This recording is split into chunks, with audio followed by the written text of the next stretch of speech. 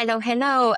This is May Holland, your host for Mosaic Mind podcast. We all heard this saying, history is not written by the victors, but what happens to the stories that never make it into the history books. Today's guest, Dung Tran, has built a career of protecting and uplifting those stories, the ones told by people whose voice have been silenced, distorted, or stolen. As a co-founder and CEO of Our Race, Dung works to reimagine how we tell and listen to stories about race, culture, and lived experience. Her approach draws on First Nation storytelling traditions, putting consent, care, and community at the center. Through her transformational ethical storytelling framework, she helps both individual and organization flip the script, moving from extraction to empowerment. Today, we will explore the stories that shaped her, the framework that guide her work, and why, in her words, the most powerful story is the one told on your own terms. Hi, how are you, Dung? I'm very good, G. How are you? Good. I really hope that I did a good introduction about you.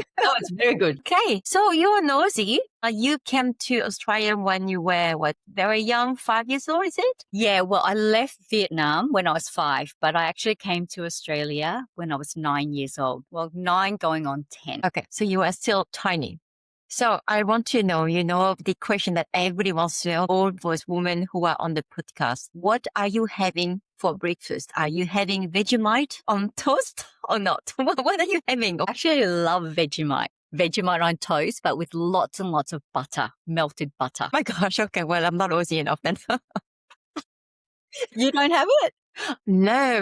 Vegemite is definitely not part of my diet. Sorry, I eat only croissant and jam, so I'm a bit Frenchy. Very French. Yes, I'm very Australian, I guess you can say. Grown up, obviously, here from a very young age. So I've acquired the taste of Vegemite. Yes. Well, I came too late, but anyway, much later.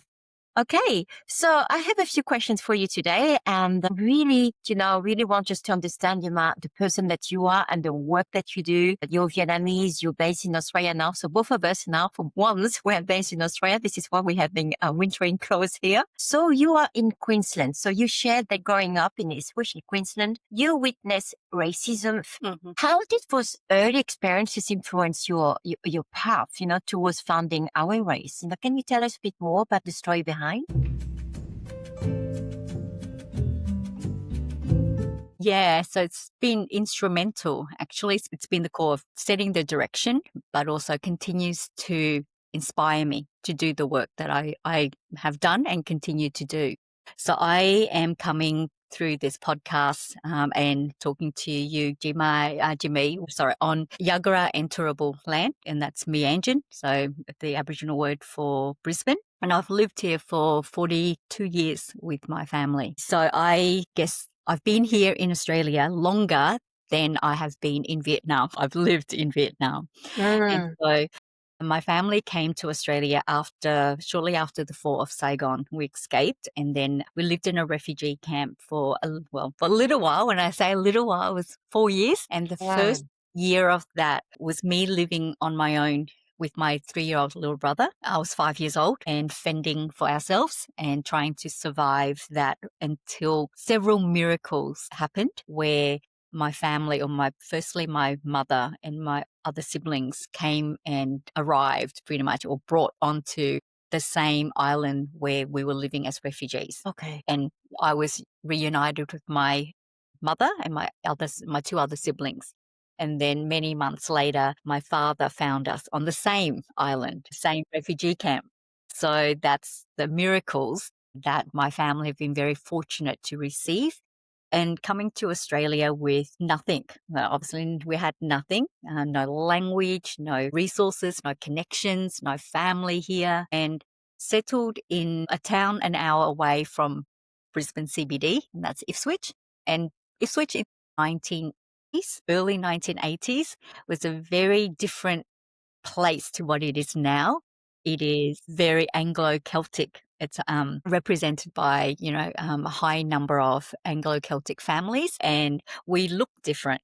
So my family were the odd one out of Mm. crowd. And it was also, I think there's a lot of trauma and community suspicions within that community that we were coming into due to the Second World War.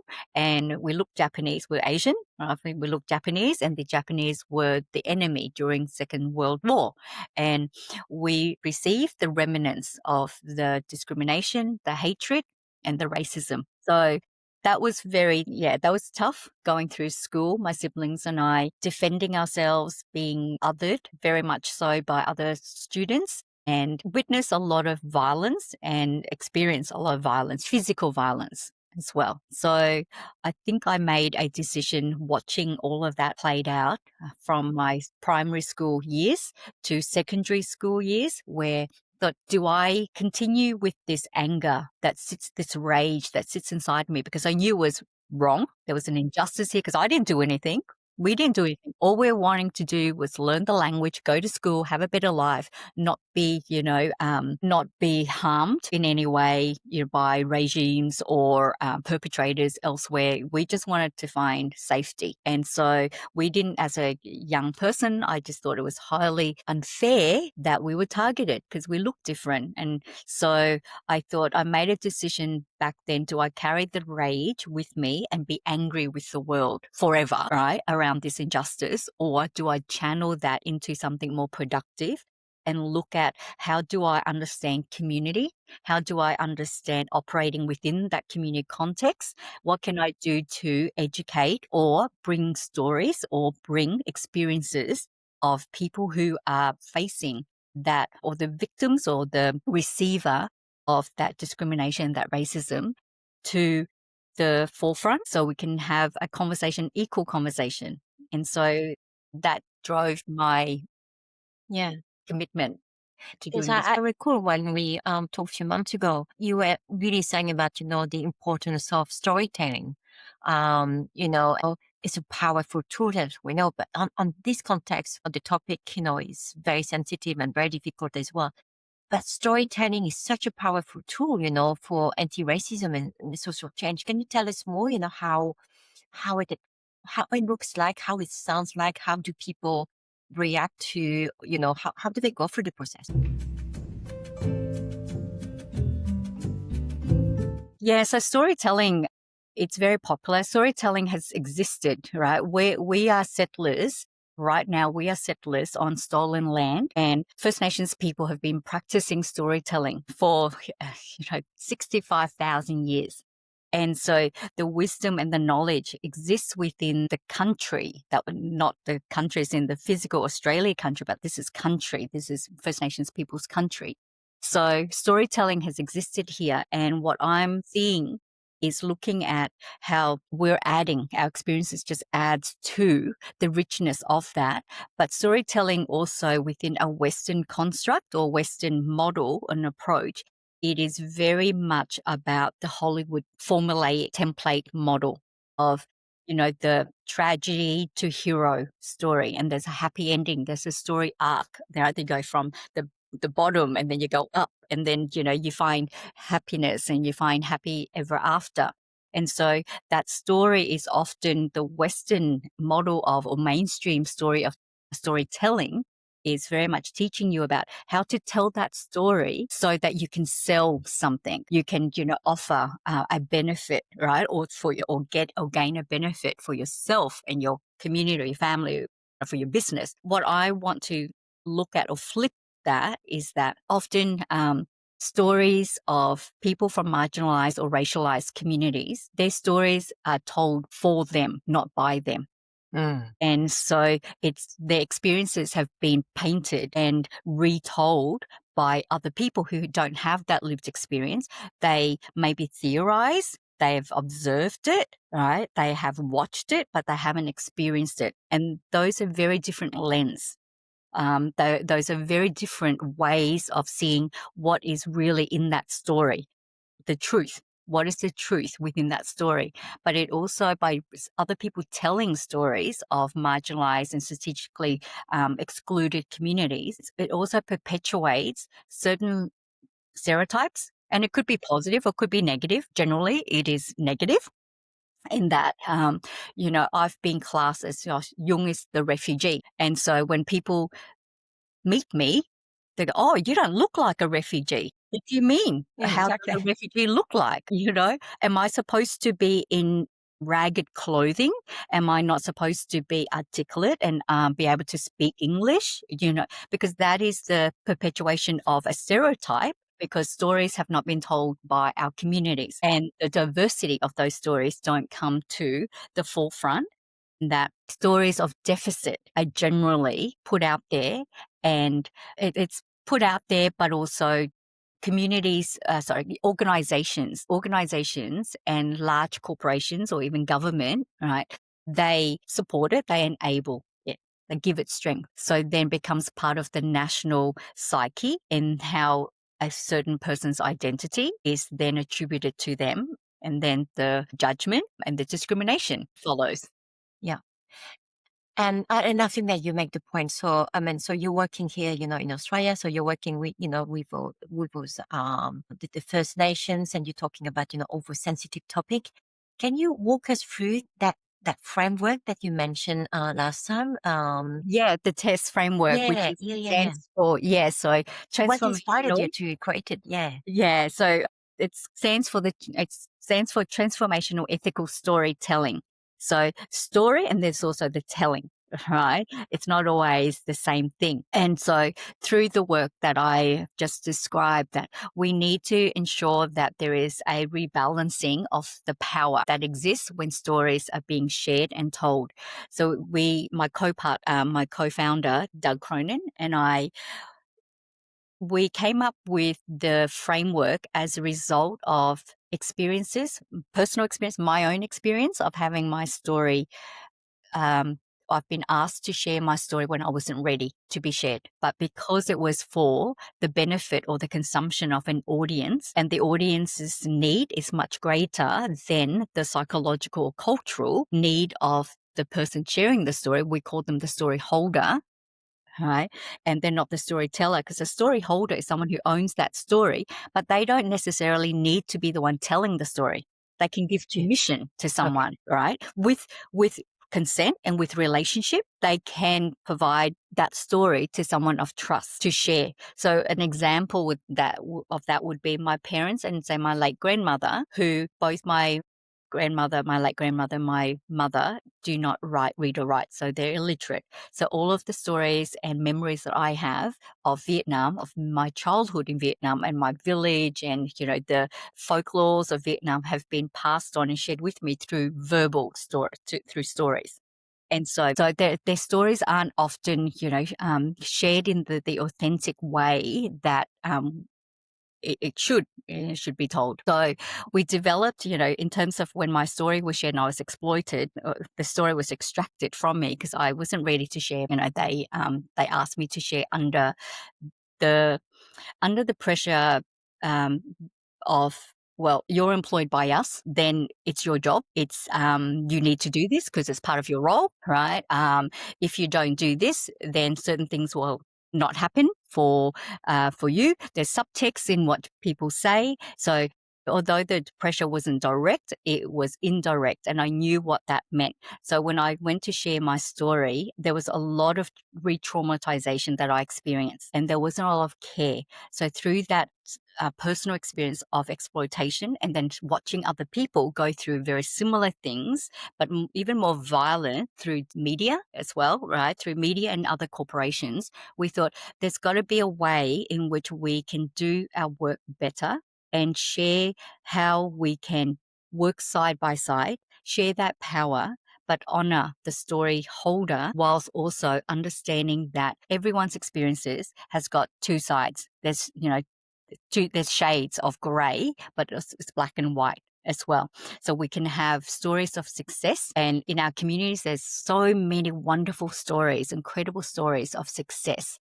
But there's also stories of struggle, right? Because success stories, if we only amplify and show that and applaud it, what it does, it creates this exceptionalism, right? And it creates, which I don't like, but the model minority where, Mm. well, if, this Vietnamese person is able to do all this stuff, right? Why can't you? I heard that they can do that. Why can't you? Well, we are not all the same. We live life differently. Our privileges are different. Our barriers and our struggles are different. So it doesn't take in the nuances of Mm. what people are going through and the support structures they have or don't have. So we have to be able to show, right, variety and a diversity of these stories so that our community can be so much richer and more understanding and compassionate and kind to one another. So we're not upholding just this one identity and this one expectation where most people can't meet. They cannot meet being perfect all the time. Even perfect people cannot. Yeah, yeah.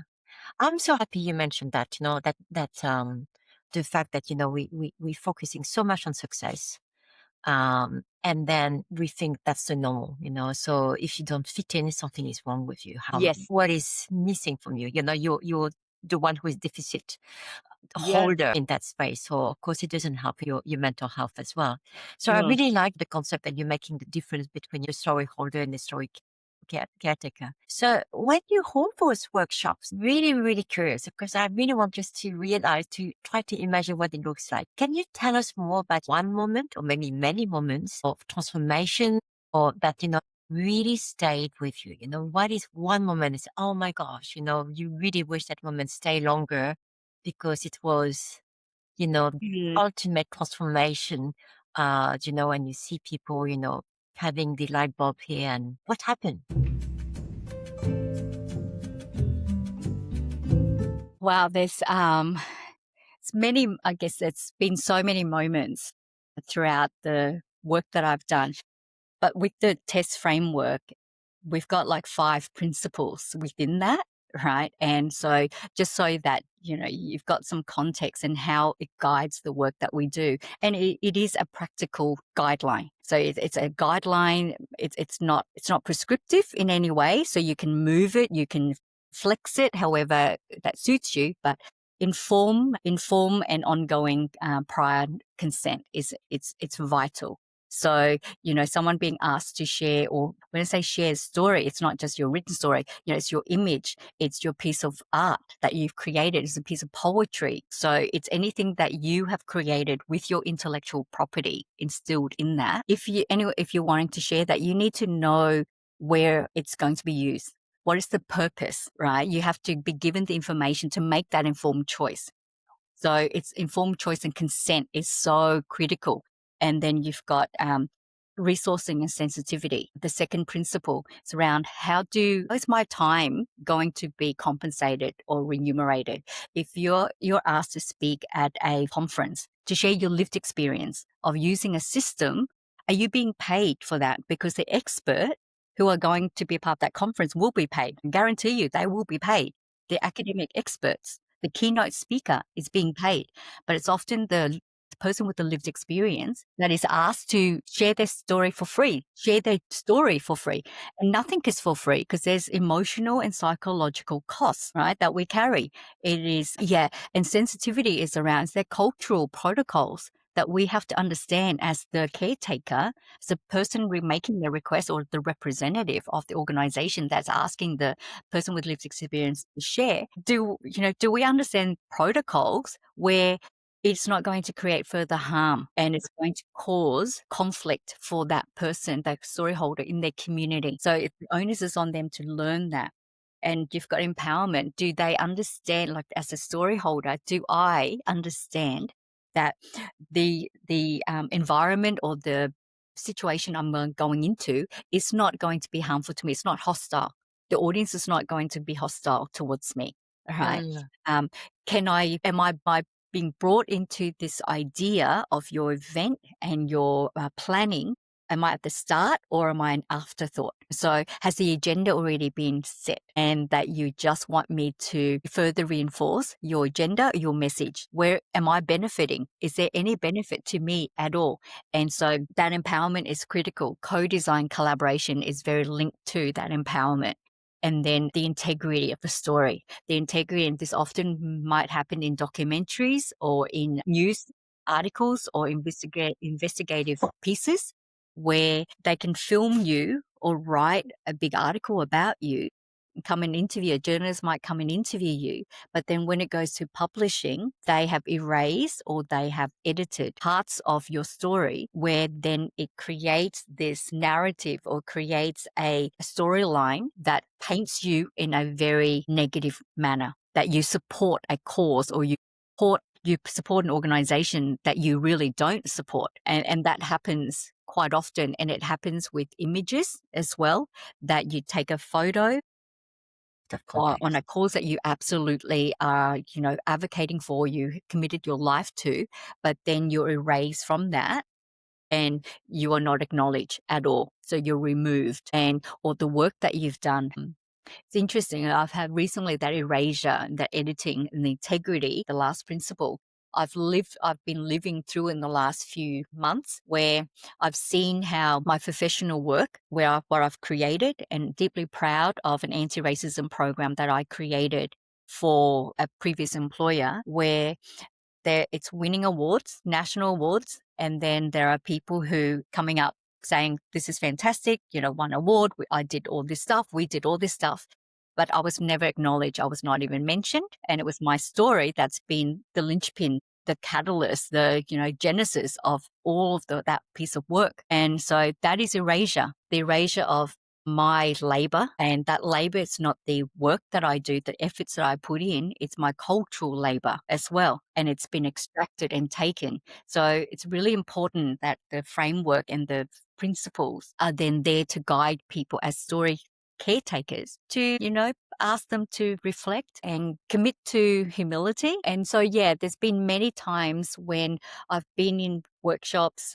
We run online workshops, means that it's accessible for many people. And the best workshop I've had is with the story holders. So we run public workshops for story holders and caretakers. For story holders, we don't charge. So if they cannot afford to pay for our workshops, they don't need to pay. We want to make sure our work and our information and the research that we do is freely accessible and money is not an object. But for organizations, they can pay, they should pay. So I've seen story holders come into the workshop and they're going, oh my God, I've been experiencing what you're saying all these years, but I never had the language to describe it. And I knew, I was being gaslit, people gaslighting me. I've been manipulated, but I never had the language to confront them or to challenge them. Now I do. Now I have the language. I do also have a community of people who are coming forth and saying, yeah, this is how I've done it. This is how I've challenged or pushed back and it has worked. Or they're knowing that there are people, story holders, who've used our framework and have come back to us and said, I've implemented in my work or implemented at the conference that I've organized and coordinated.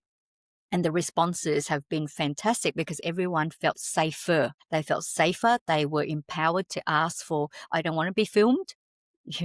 There are sessions that I don't want to be filmed because I'm sharing a personal story of harm and I want it to be kept safe and people holding space for me. So that's the kind of situations and environments and scenarios that I like to hear more of as we socialize and share and, throw, this incredible work out there. And we're a charity. We do all this work pretty much with no money, no funding. We trade, so we don't have funding. We trade, so our workshops, so yes, we charge, and then that comes back to paying the facilitators.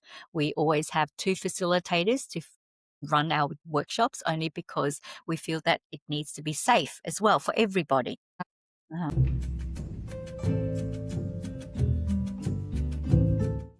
It's a very powerful social enterprise that you're running here. I have great admiration Thank for the you. mission you're having because I have to admit that's the first time that I'm hearing this type of courageous work and the courageous conversation that you're holding today. I'm learning a lot myself. And the first time when we chatted, I said, oh my gosh, I had no idea. So I'm really, really happy to hear this. And I just want to come back to today's Mosaic Mind we are talking with people who have, who are Vietnamese or who are worked in Vietnam. So I want just to understand a bit more about, so you came in to Australia, a long, long time ago when you were tiny. But what is it about your cultural identity? How much do you feel Aussie? How much do you feel Vietnamese? Or is there such a thing as thinking about it? Yeah, great question. Thank you for the question. I don't often get asked this question because very much it's about my professional work, right? Advocacy and lobbying. And it's often rare that I get asked about, my own identity. I'm deeply proud to be a Vietnamese woman. And maybe it's because the work that I do is around questioning oppressive structures, right? That makes it more vital for me to hold on to my cultural upbringing, my cultural identity and cultural stories, and live it in a way that makes, my late grandmother proud. And I know she is proud, but also make my own mother proud. And I have a daughter. I've got an adult daughter, and I want her to see me as a role model of how a strong Vietnamese woman take on the world, how not only take on the world, but also be soft and also be caring and kind at the same time. So that my heritage is pivotal. It is central and core to everything I do. I think in Vietnamese.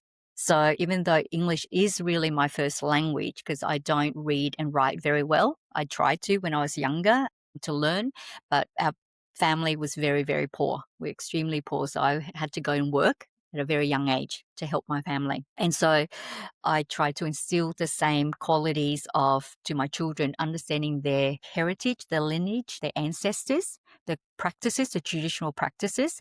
There are some really not good ones, but there are also some amazing, amazing practices and customs that I believe, we need to go back to. And it's an evolution. And I think we don't arrive. No one arrives at this point where I am overnight. It's been a slow process where I've pushed my identity away because of the racism. I've pushed away my language. I didn't speak it because we were teased. We were threatened with violence. We were told I've been called so many names growing up from teachers who felt that I should already, by age 10, I arrived in Australia, started in year 5 and had no English obviously at all. And I still remember the statement or an insult that my grade 5 teacher said to me when I couldn't recite the times table. We had to stand up and we had to recite a particular times table in front of the class, and I couldn't do it because I didn't know the language not very well. And she got frustrated and she said to me, "You are the dumbest Asian I've ever met." Right? And that's to it. And I remember what she said. I remember what she meant, right? But I couldn't, and I thought, I've pushed my Vietnameseness, my community away for many, shamefully, decades. And I didn't engage in it. I stopped being friends with Vietnamese people as well, so I could fit in. That was a desire to fit in and to be accepted. And I wanted to act with humility and act with understanding, and still I couldn't get it right. I was still ostracized, othered, continued. And I thought, you know what? I've tried everything. So the last 10, 15 years, I thought, no, I'm embracing my tradition, my culture. And it's been fantastic because I've started going back in the last few weeks. I've worn my ao dai to many events and proudly displaying the strength of a Vietnamese woman, the intelligence, and I love the class and the grace that brings, with that. And I embody that now. So I love everything about my culture. I wish I could read more so I can read literature, but we've got AI now, so hopefully Feel you. I'm on the same boat.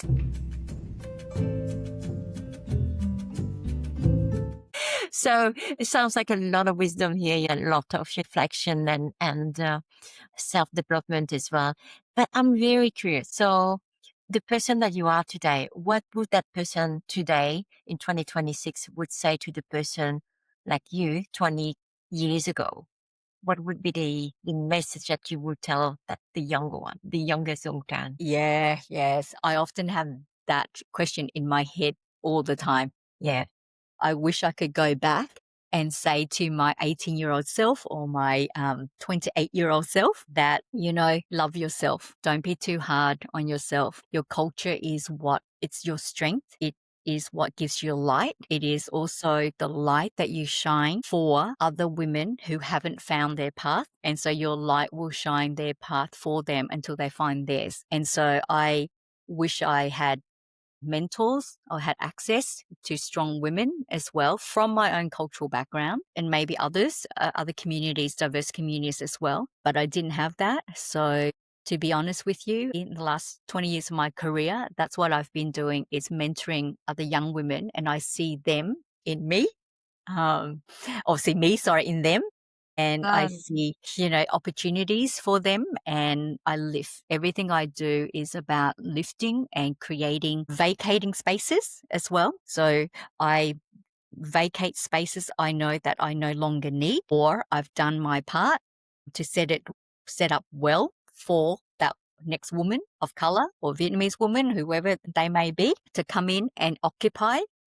And that lifts them up to take them to where they want to go, and be on the sideline to encourage and clap. And I do that. And I have to say, I'm proud that I'm able to do. I want to do it with everybody, but I know I can't.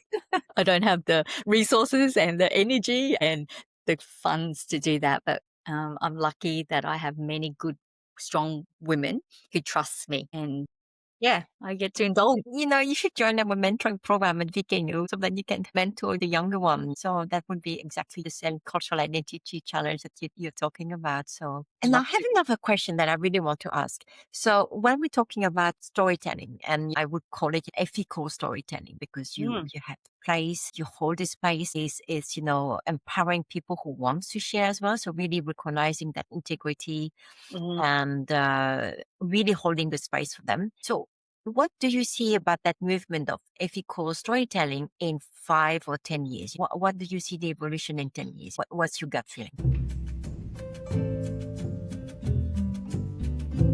Yeah, I think it is positive that people are listening, people understanding that the way in which they practice mainstream storytelling is very extractive and very exploitative on communities that are already vulnerable. So I think people are more aware now, and they're more willing to listen, because they don't want to be a part of, they don't want to be complicit in that harm, right? Everyone, we all believe that we're good people and we have well-intentioned, we're all well-intentioned. However, well-intentioned doesn't mean you don't create harm. And so people are working towards impact. And I work in the charity and the not-for-profit and social enterprise sectors. Therefore, the need to create and showcase and talk about impact is enormous, and it's important. But what people tend to forget, and I'm seeing it, is that just because there's impact doesn't mean the process that you have engaged in isn't extractive and harmful, So that's where it's that space where I'm having conversations and inviting people in to talk, to have dialogue. I'm not challenging, right? I'm not saying what you're doing is absolutely wrong. What I'm saying is that there is a much more kinder way of doing the work that you're doing, so that both of us can care for each other, rather than you and your organization benefiting and you're treating me as a commodity, that we're building relationships together. So in 5 years' time, I hope that we will move a little bit further along on that, move the dial, but walk the steps together. I also can see that there are people who look at this and say, I'm doing it by just giving consent, practicing one principle doesn't make you ethical. You have to, it's holistic. You have to amplify that voice. You have to make sure that people lived experience, the owners, the curators, the directors of that story. You just don't give them one aspect of that journey and say, oh, I've done it.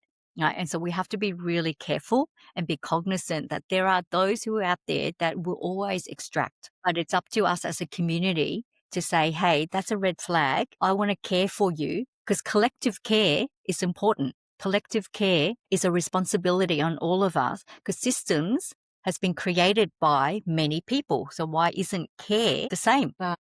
And yeah, so I have many thoughts about that area, but that's a different podcast. I think that's another podcast in 5 years. That's right. So that's awesome. So, the podcast is called Mosaic Mind. So you have pieces of mosaics everywhere. They're shining everywhere. That can be your insight. That can be rebellion. That can be ideas. That can be, values whatsoever, strength. So to make sense, have to put them together to have a beautiful mosaic. So I'm a mosaic person. So my kitchen is full of mosaics. It's shining. It's beautiful. And to have that meaning of all those mosaic together, you need, something. You need the glue to put them together. So what is your glue? What is your glue for your mosaic mind to put all those ideas, concept, values, strength together? What is your magic glue that you can share for? My glue, what drives me and what brings all of those things together for me has to be, yes, my children. I've got, as I said earlier, 2 adult children, my daughter and my son. They've both done me extremely proud, obviously not just in the profession or the area of study that they're pursuing, but it's in the helping industry. It's advocating for the rights of other people, for justice and care, emotional, psychological care. And for me, it is, they are the 2 people that I look at when I'm in doubt, that reminds me of why I do all this stuff that I do. They remind me of what my actions today and what I choose to do or not do, right, is telling of the story of what my grandchildren would say about me. My grandchildren, my great grandchildren will say about me. I want to, and I always say to my children, is that what holds me accountable in everything I do or don't do. If I stay silent about something, it's also taking a side, but I want to be a good ancestor. I want to be a good ancestor, and my future generation of grandchildren and relatives would say, well, you know what? Grandma Jung or Auntie Jung, great Auntie Jung, she fought for what was right for the Mm. well-being of other people, that when she saw injustices, genocide and people being slaughtered, she used her voice, she used her privilege, she used her position. She didn't stay silent, right? She did everything she could to dismantle and disrupt systems of oppression and harm and violence on others. And so I am reminded, and I remind myself every day of that. So that is my glue to keep going. And my children are the physical manifestation, an example of that glue. Beautiful. Beautiful, Em. So today I learned a lot. So today you really talk so much. I took some notes here. You talk about acknowledgement of your intellectual property, of your story, keeping the space, holding the space, talking about making the difference between the story holder and the story, the care. Are you talking about the integrity, the humility, really about, that space, that people have. And I really learned another word here called, that you said, a cultural labor. I didn't know about that word. I really think it's so important, to the concept that you just mentioned here. And you also talk about, touching those people who felt that way, but didn't have the language. And then you have created that community, that space, and then, those people, can really express themselves and feeling heard and, really feeling, that, it's not normal, So I really learned a lot, but also about the framework, the test framework you mentioned about the transformational ethical storytelling. So that was something definitely new for me, and your Vietnamese identity. So I really appreciate the sharing today. So any last word that you want us to share with our people here?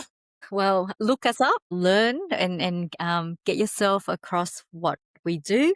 Test. It is freely available. Our framework, our resources are on our website. It's free. Yeah, I'm just privileged to have this platform. So thank you, Dee, very much for giving me the opportunity to share what I'm very passionate about. And I will continue to do this with whoever's willing to come along on the ride. The more the merrier, I feel. This is how we challenge those systems that are not serving everybody. So follow us, support us. We're a charity as well, so you can donate to us to help us to keep doing the work that I do.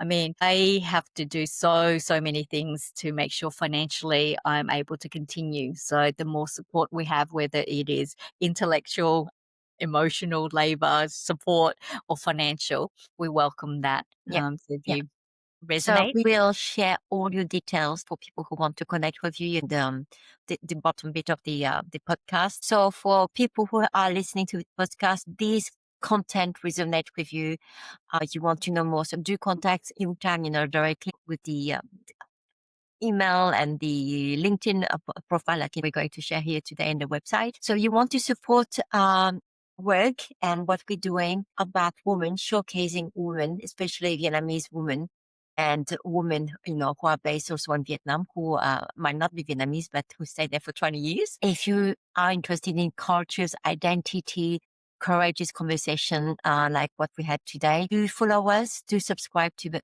podcast and share it with your friends. So Dung, thank you very much for today. That was an absolutely pleasure, and I'm sure that I will see you in Breezy sometime or in Yes. Vietnam. Thank you so much for having me. And yes, you're welcome to come to Brisbane and stay with me anytime. My door Okay, is always open. I take the invitation. Thanks, Em. Bye. All right. Bye.